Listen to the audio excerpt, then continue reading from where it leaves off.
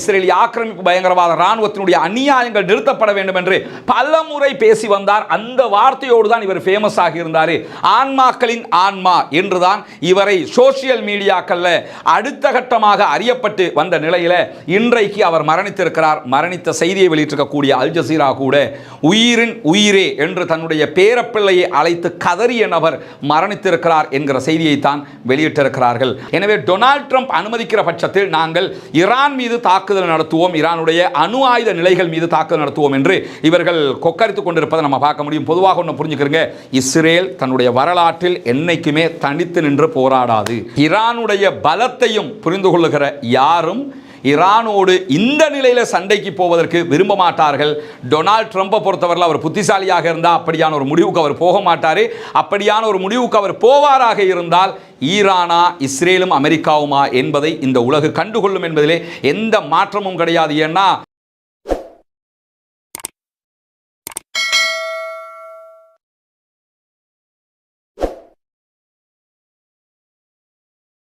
அஸ்ஸலாமு அலைக்கும் வரஹ்மத்துல்லாஹி வபரகாத்துஹு. பேரன்பிற்கினிய சகோதர சகோதரிகளே, நம் அனைவர் மீதும் ஏக இறைவனுடைய அமைதியும் கருணையும் உண்டாகட்டமாக என்கிற உயரிய பிரார்த்தனைகளோடு 437வது நாளாகவும் காசாவில் என்ன நடக்கிறது, காசாவையொட்டிய பாலஸ்தீன பெருநிலப்பரப்பிலும் மத்திய கிழக்கு முழுவதிலும் என்ன நடக்கிறது என்கிற செய்திகளைத்தான் இன்றைக்கும் நாம் பார்க்க இருக்கிறோம்.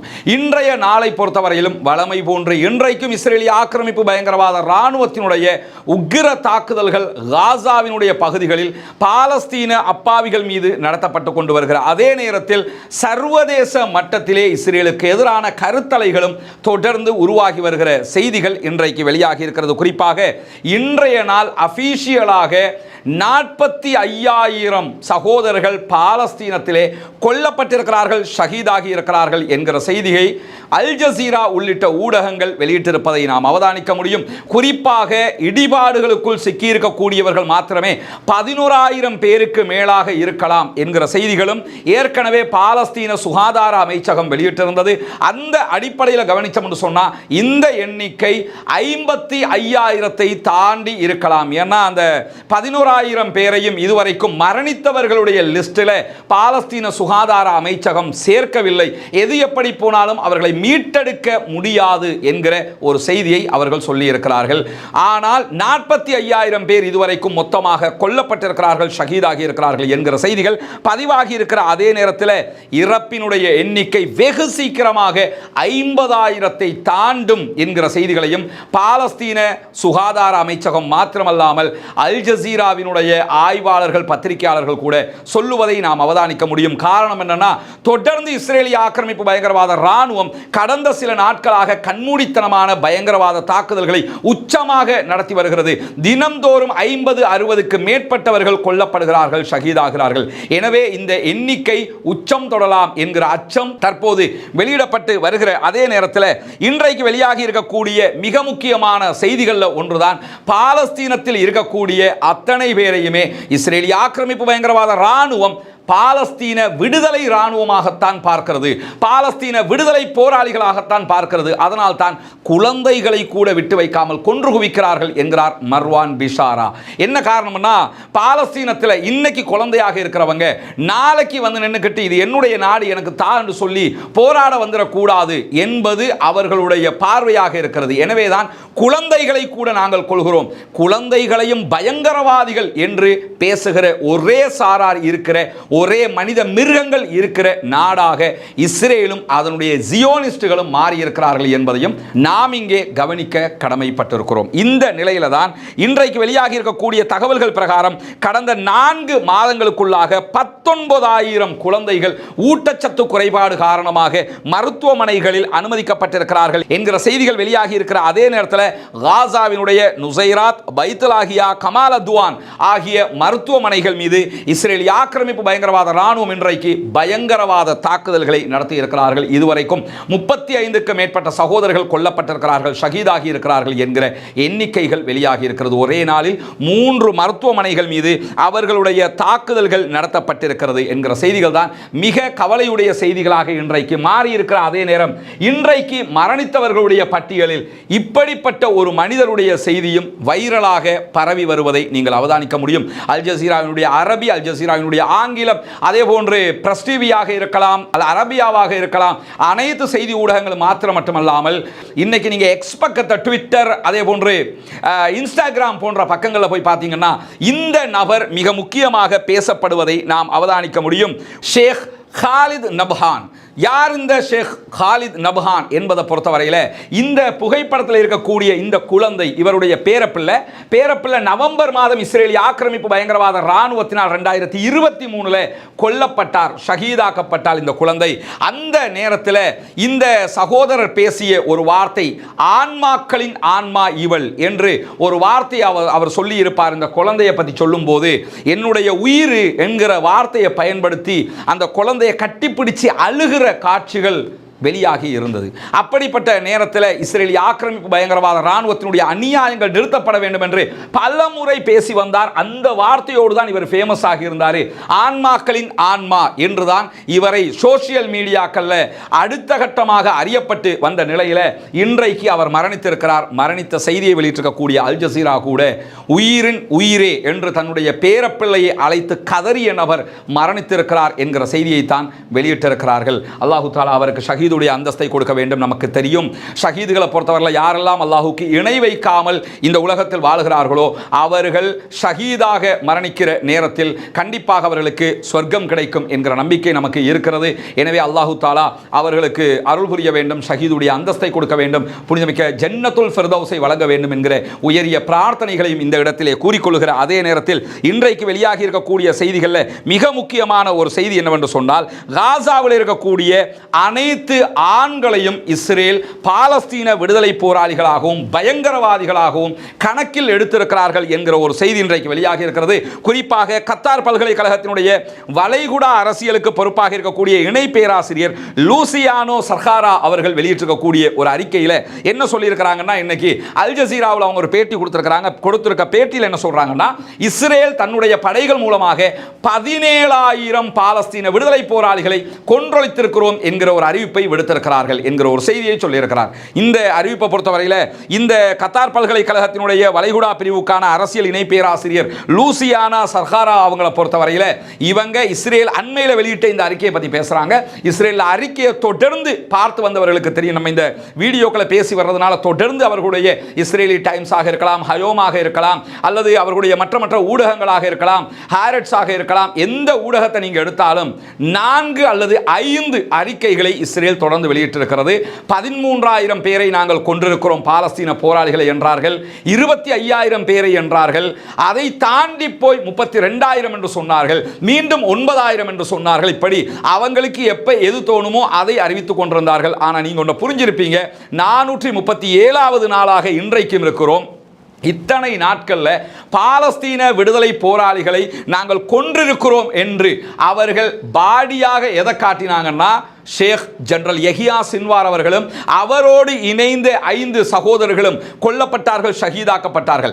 அந்த நேரத்தில் மட்டும்தான் பார்த்தீங்களா பாலஸ்தீன விடுதலை போராட்ட வீரர்களை நாங்கள் கொன்றிருக்கிறோம் என்கிற அறிவிப்பை அவர்கள் புகைப்படத்தோடு பாடி ஜனாசாவை காட்டினதை நீங்க பார்க்க முடியும். அது அல்லாமல் அவங்க எந்த இடத்திலையும் பாலஸ்தீன விடுதலை போராளிகளை கொன்றதை ஜனாசாவை காட்டி இருக்க மாட்டார்கள், பாடியை காட்ட மாட்டாங்க. டெட் பாடியை எங்கேயுமே அவங்க காட்டினதை நீங்க பார்க்க முடியாது. ஆனா என்ன சொல்லுவாங்கன்னா, இன்னைக்கு 23 பேரை கொண்டோம், இன்னைக்கு 55 பேரை கொண்டோம், இன்னைக்கு 70 பேரை கொண்டோம், இன்றைக்கு 300 பேரை கொண்டோம் அப்படின்னு சொல்லி டெய்லி இந்த மாதிரி ஒரு எண்ணிக்கை அவங்க சொல்லிக்கிட்டே இருப்பாங்க. ஆனா பாலஸ்தீன விடுதலை போராளிகளை பொறுத்தவரையில் அவர்கள் வெளியிடுகிற ஒவ்வொரு கொலை இத்தனை பேரை கொன்றோம் என்று அவங்க வெளியிட்டாங்கன்னா அதற்குரிய வீடியோ ஆதாரத்தை சேர்த்து வெளியிடுகிறார்கள், அல்லது புகைப்பட ஆதாரத்தை சேர்த்து வெளியிடுவதை நீங்கள் அவதானிக்க முடியும். குறிப்பாக அந்த எண்ணிக்கையை அல் ஜசீராவினுடைய சனட் என்கிற உண்மை சரிபார்ப்பு பிரிவும் சரிபார்த்து அறிவித்துக் கொண்டிருப்பதையும் நாம் அவதானிக்க முடியும். எனவே உண்மை சொல்றது யாரு, பொய் சொல்றது யாருங்கிறதுக்கெல்லாம் நீங்க டவுட் பட தேவையில்ல. யூதர்கள் குறிப்பாக ஜியோனிஸ்டுகள் என்று வந்துவிட்டாலே அவங்களுக்கு உண்மைங்கிறதுக்கும் அவங்களுக்கும் எந்த சம்பந்தமும் இல்லை. உண்மைக்கு எதிர்ப்பதம் நீங்க தேடணுமா இருந்தா யூதர்கள் அல்லது ஜியோனிஸ்டுகள் என்று பார்த்து கொண்டால் சரி. பொய்யிலேயே கட்டமைக்கப்பட்டிருக்கக்கூடிய ஒரு கொள்கையை கொண்டவர்கள். அதனால தான் தொடர்ந்து பொய் சொல்கிறார்கள். 19,000 பாலஸ்தீன விடுதலை போராளிகளை நாங்கள் கொண்டிருக்கிறோம் என்று அவர்கள் அறிவித்திருக்கிறார்கள். அந்த அறிவிப்புக்கு பதில் சொல்லக்கூடிய கத்தார் பல்கலைக்கழகத்தினுடைய இணை பேராசிரியர் லூசியானா சர்காரா அவர்கள் சொல்லும்போது என்ன சொல்றாங்கன்னா, இந்த 19,000 என்கிற நம்பர் பாலஸ்தீனத்தில் கொல்லப்பட்ட ஷஹீதாக்கப்பட்ட இளைஞர்களும் முதியவர்களும் ஆண்கள் என்கிற வட்டத்தில் வரக்கூடியவர்கள். 45,000 பேர் மௌத்தா இருக்கிறாங்கன்னா 25,000 பேர் குழந்தைகள், 10,000 பெண்கள், இப்படி பிரிச்சு வரும்போது 19,000 முதியவர்கள், ஆண்கள் முதியவர்கள், சிறுவர்கள், இளைஞர்கள் அப்படின்னு சொல்லி காசாவில் இருக்கக்கூடிய யுத்தத்துக்கு சம்பந்தம் இல்லாத பொதுமக்கள் சிவிலியன்ஸ் இருப்பாங்களா இல்லையா, இதுல 19,000 பேரை கொண்டிருக்கிறாங்க. இந்த 19,000 பேரையும் அவங்க என்ன லிஸ்ட்ல கொண்டு சேர்க்கிறாங்கன்னா காசாவினுடைய சுதந்திர போராளிகளை கொண்டிருக்கிறோம் என்று சேர்க்கிறார்கள். எனவே சோல்ஜர்ஸ்களாக ராணுவத்தில் வெப்பனை தூக்கிக்கிட்டு வந்து இஸ்ரேலுக்கு எதிராக சண்டை பிடிக்கிற 19,000 பேர் அவங்க கொல்லவே இல்லை. அப்படி கொண்டிருந்தால் பாலஸ்தீன விடுதலை இயக்கம் தாக்கு பிடிக்குமா என்கிற கேள்வியே இருக்கிறது. அவங்கள பார்த்து தொடர்ந்து தாக்குதல்கள் நடத்துகிறார்கள். இன்றைக்கும் வெடி தாக்குதல்களை நடத்தி இருக்கிறார்கள் என்கிற செய்திகள் வெளியாகி இருக்கிறது. எனவே இஸ்ரேல் பொய் சொல்லி மாட்டி இருக்கிறது என்பதை நாம் இங்கே புரிந்து கொள்ள வேண்டும். இதைத்தான் இன்றைக்கு அல் ஜசீராவிலே லூசியானா சர்காரா அவர்கள் சொல்லியிருக்கக்கூடியதை நம்ம பார்க்க முடிகிறது. அதே நேரத்தில் இன்றைக்கு பாலஸ்தீன விடுதலை அமைப்பை சேர்ந்தவர்கள் ஜபாலியா முகாமில் நடுப்பகுதிகளில் இருக்கக்கூடிய ஹுசைன் மசூதிக்கு அருகாமையில் மெர்காவா டேங்குகளை சேர்ந்த 3 மெர்காவா டேங்குகளை அழித்திருக்கிறோம் என்கிற செய்திகளை சொல்லியிருக்கிறார்கள். ஒரு மெர்காவா டேங்குக்குள்ள 5 பேர் மினிமம் என்று வைத்துக் கொண்டால் கூட 15 பேர் இன்றைக்கு கொல்லப்பட்டிருக்கிறார்கள். இஸ்ரேல் ஆக்கிரமிப்பு பயங்கரவாத ராணுவத்தை சேர்ந்தவர்கள் என்பதை நாம் கவனிக்க முடியும். அதே நேரத்தில் இன்றைக்கு நட்சாரிம் காரிடோர் பகுதிகளிலையும் வடக்கு காசாவையும் தெற்கு காசாவையும் பிரிக்கக்கூடிய நட்சாரிம் காரிடோர் பகுதிகளிலையும் இருக்கக்கூடிய இஸ்ரேலிய ஆக்கிரமிப்பு பயங்கரவாத ராணுவத்திற்கு எதிராக மோட்டார் குண்டு தாக்குதல்களையும் தாங்கள் நடத்தி இருக்கிறோம் என்கிற செய்திகளை இன்றைக்கு வெளியிட்டிருக்கிறார்கள். இது தொடர்பான வீடியோக்களை நீங்கள் அல் ஜசீராவினுடைய அரபு பக்கத்திலே பார்க்க முடியும். இப்படி தொடர்ந்து இஸ்ரேலுக்கு எதிரான தாக்குதல்களை பாலஸ்தீன விடுதலை அமைப்பை சேர்ந்தவர்கள் முன்னெடுத்துக் கொண்டு வருகிற நேரத்தில் இன்றைய தினம் இஸ்ரேலி கேட்ஸ் இஸ்ரேலுடைய பாதுகாப்பு அமைச்சர் சற்று முன்னால் ஒரு செய்தியை வெளியிட்டிருக்கிறார். அது என்ன செய்தி என்று சொன்னால், நாங்கள் பாலஸ்தீன விடுதலை அமைப்போடு ரொம்ப நெருக்கமான ஒரு சமாதான உடன்படிக்கைக்கு நெருங்கி கொண்டிருக்கிறோம் என்று சொல்லியிருக்கிறார். எந்த அளவுக்கு நெருங்கிக்கிறோம் என்று சொல்றாருன்னா, பகுதி அளவுக்காவது ஒரு சமாதான உடன்படிக்கையை செய்வதற்கு நாங்கள் முயற்சி பண்ணுகிறோம். நிரந்தர யுத்த நிறுத்தம் இல்லாட்டியும் ஒரு கொஞ்சத்தையாவது பண்றதுக்கு நாங்கள் முயற்சி பண்றோம்னு சொல்றாரு. ஆனால் பாலஸ்தீன விடுதலை அமைப்பை பொறுத்தவரையில் மிக தெளிவாக சொல்லிவிட்டார்கள், நிரந்தர யுத்த நிறுத்தம்னா மட்டும் வந்து பேசு, இல்லைன்னா பேசாத. ஏன்னா பணைய கைதிகளாக அவருடைய ஆட்கள் இருக்கிறார்கள். இத்தனை நாட்களில் காசாவின் எந்த பகுதிகளையும் அவர்கள் நாங்கள் ஆக்கிரமித்து விட்டோம், எங்க கண்ட்ரோல் தான், அங்க எந்த பாலஸ்தீன விடுதலை போராளிகளும் இல்லை என்று அவர்களால் சொல்ல முடியாமல் இருக்கிறது.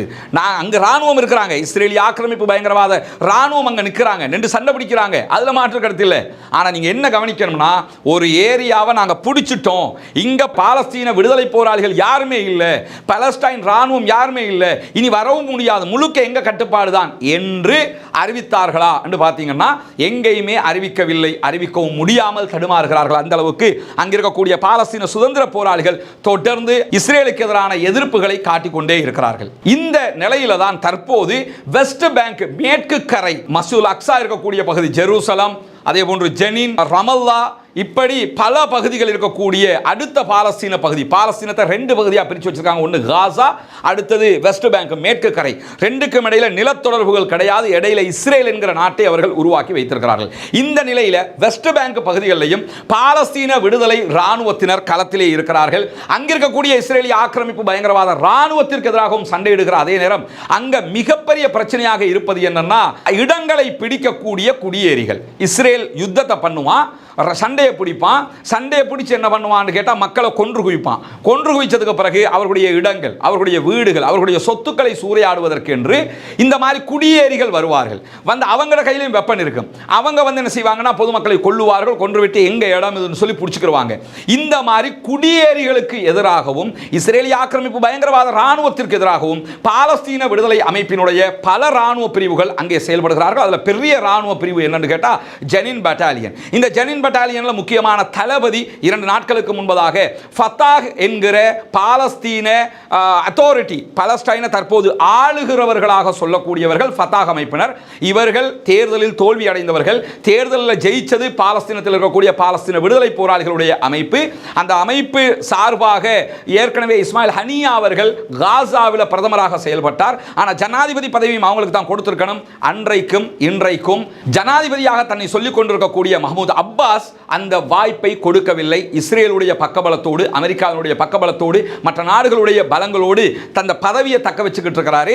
தக்க வைக்கிறது மட்டுமல்லாம முழுவதுமாக இஸ்ரேலுக்கு உறுதுணையாக இருக்கக்கூடியவர்கள். இவங்க எல்லாரையும் கூப்பிட்டு சைனாவும் ரஷ்யாவும் என்ன பண்றாங்கன்னா, கொஞ்சம் சமாதானமா போங்கயா, போனா தான் இந்த நாட்டை உங்களுக்கு மீட்டெடுக்க முடியும்னு பாடம் நடத்தி அமுச்சு வச்சிருந்தாங்க. அமுச்சு வச்சிருந்த நேரத்தில் ஓரளவுக்கு காசாவுக்குள்ள இணங்கி போனாலும் இப்ப நடக்கிறது என்னன்னா, சகோதர படுகொலைகளை ஆரம்பித்திருக்கிறது ஃபத்தாஹ். மஹ்மூத் அப்பாஸினுடைய குரூப் என்ன பண்றாங்கன்னு கேட்டா, அவங்களோட கையில தான் ஜெனினுடைய போலீஸ் பிரிவு ஒன்று வச்சிருக்காங்க. நாங்க கவர்மெண்ட் அப்படின்னு வச்சிருக்காங்க. அந்த கவர்மெண்ட் இருந்ததுக்கு எந்த பிரயோஜனம் கிடையாது. அங்க ஆல்ரெடி இஸ்ரேலுடைய போர்சஸ் இருக்கிறாங்க, இஸ்ரேலுடைய போலீஸ் இருக்கிறாங்க. அதுக்கு மத்தியில் சும்மா வெப்பனை வச்சுக்கிட்டு இவங்க இருப்பாங்க. கடந்த 2-3 நாட்களாக என்ன பண்றாங்கன்னு கேட்டா, பாலஸ்தீன விடுதலை போராளிகள், சுதந்திர போராளிகளுக்கு எதிராக இவர்கள் தாக்குதல்களை நடத்தி வருகிறார்கள். திடீர்னு வர்றாங்க, சுதந்திர போராளிகள் இஸ்ரேலோட சண்டை பிடிச்சிட்டு இருக்கும்போது பின்வழியாக வந்து முதுகுலே குத்துகிற வேலையை பார்க்கிறார்கள், அவர்களை கொன்று குவிக்கிற வேலையை பார்க்கிறார்கள். இந்த நிலையில வெஸ்ட் பேங்க்ல இருக்கக்கூடிய ஜெனின் பட்டாலியனுடைய பொறுப்பாளரிடத்தில் அல் ஜசீரா ஒரு பேட்டி கண்டிருக்கிறது. 3 அல்லது 4 நிமிடங்கள் ஓடக்கூடிய ஒரு பேட்டி. அந்த பேட்டியில் அவங்க சொல்லியிருக்கக்கூடிய ஒரு முக்கியமான செய்தி என்னன்னு கேட்டா, பாலஸ்டைன் அதிகாரத்தை சேர்ந்தவர்கள், பாலஸ்டைன் அத்தாரிட்டியை சேர்ந்த படைப்பிரிவுகள் மேற்கு கரையில் இருக்கக்கூடிய ஜெனின் படைப்பிரிவுக்கு எதிராக தாக்குதல் நடத்தி இருக்கிறார்கள். இதுவரைக்கும் எங்களுடைய இன்றைக்கு 2 பேரை கொன்றிருக்கிறார்கள். பாலஸ்தீன விடுதலை போராட்ட ராணுவத்தை சேர்ந்த 2 பேரை ஃபத்தாஹ் அமைப்பை சேர்ந்த ஆயுத பிரிவினர் கொன்றிருக்கிறார்கள் என்கிற செய்தியை சொல்லியிருக்கிறார். அதே நேரத்தில் இந்த PA என்கிற பாலஸ்டைன் அத்தாரிட்டி, யாசர் அரஃபாத் உருவாக்கிய, தற்போது மஹ்மூத் அப்பாஸினுடைய கட்டுப்பாட்டில் இருக்கக்கூடிய இந்த அமைப்பினுடைய பொறுப்பாளர்கள் என்ன சொல்றாங்கன்னா, நாங்க தேச துரோகிகளை அழித்துக் கொண்டிருக்கிறோம் என்று இன்றைக்கு சொல்லியிருக்கக்கூடிய காட்சி நம்ம பார்க்கலாம். இதுல யாரு தேச துரோகி, யாரு தேசத்துக்கான விசுவாசி என்பதை கூட இவர்கள் எப்படி புரிந்து கொள்கிறார்கள் என்பதை பாருங்கள். சுதந்திர போராட்டங்கள் வெற்றி பெறாமல் தாமதிப்பதற்கு காரணமே என்னன்னா, இது மாதிரியான முனாஃபிக்குகள், இது மாதிரியான நயவஞ்சகர்கள். வெற்றி பெறும் இன்ஷா அல்லாஹ், போராட்டங்கள் வெற்றி பெறும், அதுல மாற்று கருத்து கிடையாது. ஆனா இவ்வளவு தூரம் ஏன் இழுத்துக்கிட்டு இருக்கிற ஒரு கேள்வி இருக்குதுல்ல, அதுக்கு காரணம் யாருன்னு கேட்டா, இந்த மாதிரி முதுகுல குத்துற முனாஃபிக்குகள்.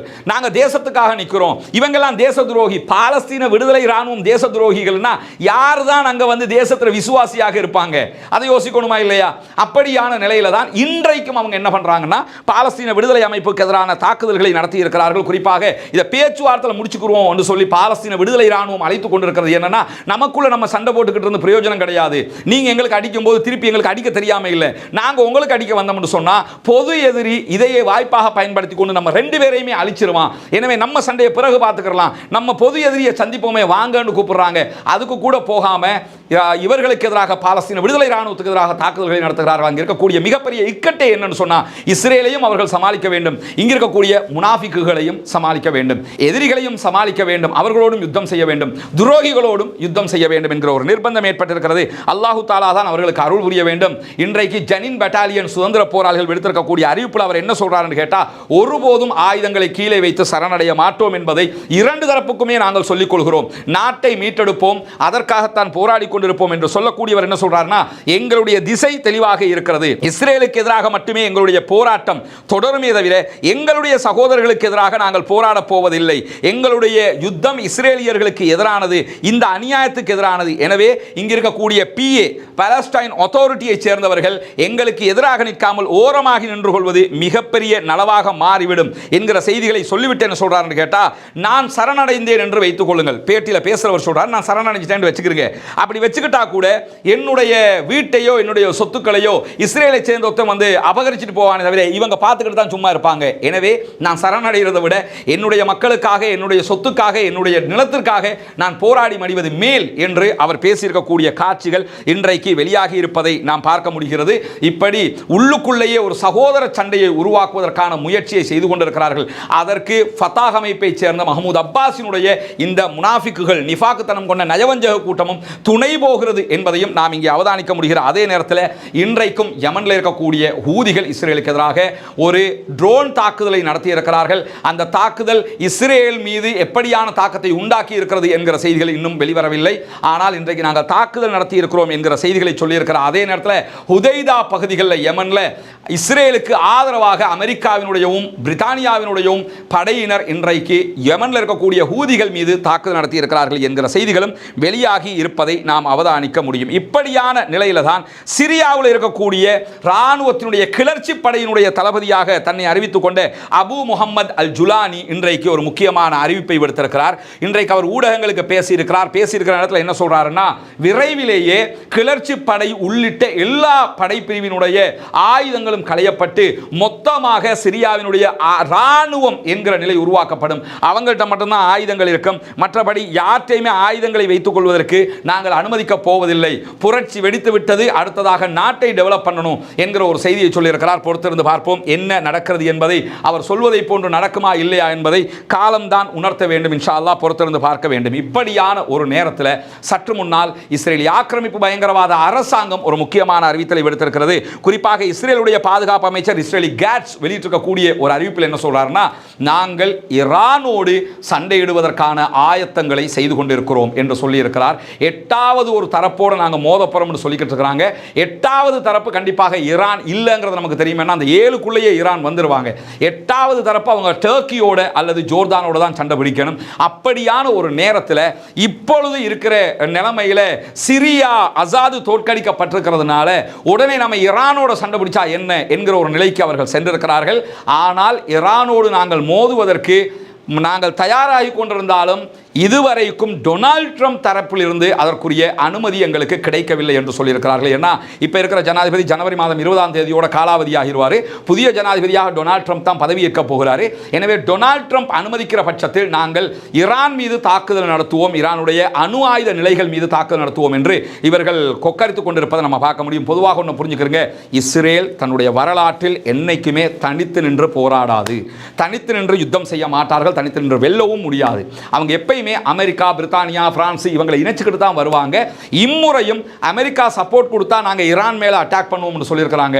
ஆனால் இந்த ஜியோ பாலிட்டிக்ஸையும் ஈரானுடைய பலத்தையும் புரிந்து கொள்ளுகிற யாரும் ஈரானோடு இந்த நிலையில் சண்டைக்கு போவதற்கு விரும்ப மாட்டார்கள். டொனால்ட் ட்ரம்பை பொறுத்தவரையில் அவர் புத்திசாலியாக இருந்தால் அப்படியான ஒரு முடிவுக்கு அவர் போக மாட்டார். அப்படியான ஒரு முடிவுக்கு அவர் போவாராக இருந்தால் ஈரானா இஸ்ரேலும் அமெரிக்காவுமா என்பதை இந்த உலகு கண்டுகொள்ளும் என்பதிலே எந்த மாற்றமும் கிடையாது. ஏன்னா ஆயுத பலத்தில் நீங்கள் எடுத்துக்கிட்டீங்கன்னா இஸ்ரேலை மிஞ்சிய பல ஆயுதங்களை கொண்டிருக்கிறார்கள். அணு ஆயுதத்தையும் தம்பசம் வைத்து கொண்டிருக்கிற காரணத்தினால தான் இஸ்ரேல் மேலேயே 1க்கு 3 முறை அட்டாக் பண்ணியிருக்கிறாங்க. இப்படி இஸ்ரேலோட தொடர்ந்து சண்டையிடக்கூடியவர்களாக இருக்கக்கூடிய ஈரான் மீது நாங்கள் தாக்குதல் நடத்துவோம் என்று இஸ்ரேல் அறிவித்திருக்கிறது. எனவே இது தொடர்பாக ஈரான் எந்த விதமான பதில்களையும் இந்த நிமிடம் வரைக்கும் அறிவிக்கவில்லை. இந்த அறிவிப்பே சற்று ஒரு 1 மணி நேரம் 2 மணி நேரங்களுக்குள்ளாக வந்த அறிவிப்பு தான். பொறுத்திருந்துதான் பார்க்க வேண்டும் ஈரான் என்ன பதில் சொல்ல போகிறார்கள் என்பதை. ஆனால் ஈரானுடைய ஆயுத பலம் கண்டிப்பாக இஸ்ரேலுக்கு தலையடியாக மாறிவிடும் என்பதிலே மாற்று கருத்தில்லை. எது எப்படி போனாலும் ஈரானுடைய ஆயுத பலத்தோடு இஸ்ரேலுக்கு நின்று பிடிக்க முடியாது என்பதை அது தொடர்பான அறிவுள்ளவர்கள், அது தொடர்பான ஞானம் உள்ளவர்கள், தொடர்ந்து இந்த பிரச்சனையை பார்க்கக்கூடியவர்கள் அறிந்து கொள்வார்கள். பொறுத்திருந்து பார்ப்போம். சொல்லுவாங்க, இந்த மரம் கொத்திட்டு போய் வாழை மரத்தை கொத்துதுன்னா அதனுடைய அழகு அதில் மாட்டிக்கிரும்பாங்க. அதை மாதிரி ஏற்கனவே ஈரான்ட்ட 2 முறை கொட்டு வாங்கி அவங்களுடைய ஏர்பேஸுக்கே அடிச்சு நொறுக்கியிருந்தாங்கிறது தெரியும். அப்படி இருக்கிற நேரத்தில் நாங்கள் ஈரானோட சண்டைக்கு போகிறோம்னு போனாங்கன்னா என்ன நடக்கும் என்பது அவர்களுக்கும் தெரியும். ஏன்னா ஈரானுக்கும் இஸ்ரேலுக்கும் இடையில் லேண்ட் ரூட் கிடையாது, எல்லாமே வான்வழி தாக்குதல்கள் தான் நடத்த வேண்டும். இஸ்ரேலுங்கிறது ஒரு சின்ன நிலப்பரப்பு, ஈரானோடு ஒப்பிடும்போது ஈரான் பரந்த நிலப்பரப்பு. எனவே ஈரானுடைய இலக்குகளை அடிப்பதற்கும் ஈரான் இஸ்ரேலுடைய இலக்குகளை அடிப்பதற்கும் பாரிய வித்தியாசம் இருக்கிறது. பொறுத்திருந்து பார்ப்போம் என்ன நடக்கிறது என்பதை. பாலஸ்தீனம் வெற்றி பெற வேண்டும், பாலஸ்தீனம் சுதந்திரம் அடைய வேண்டும், பாலஸ்தீன மக்களும் நம்மை போன்ற நிம்மதியானவர்களாக மாற வேண்டும் என்று பிரார்த்திக்க மறந்து விடாதீர்கள். பாலஸ்தீன மக்களுக்காக ஒவ்வொரு தொழுகைகளிலும் குனூத்து நாசிலாவை ஓத மறந்து விடாதீர்கள். இஸ்ரேல் ஆக்கிரமிப்பு பயங்கரவாத இராணுவத்திற்கு எதிராக குனூத்து நாசிலாவை ஓத மறந்து விடாதீர்கள். பாலஸ்தீன மக்களுக்காக ஜனநாயக ரீதியாக குரல் எழுப்புவோமாக என்கிற உயரிய கோரிக்கைகளோடு முடித்துக் கொள்கிறேன். வாஹிர் தஅவானா அல்ஹம்துலில்லாஹி ரப்பில் ஆலமீன்.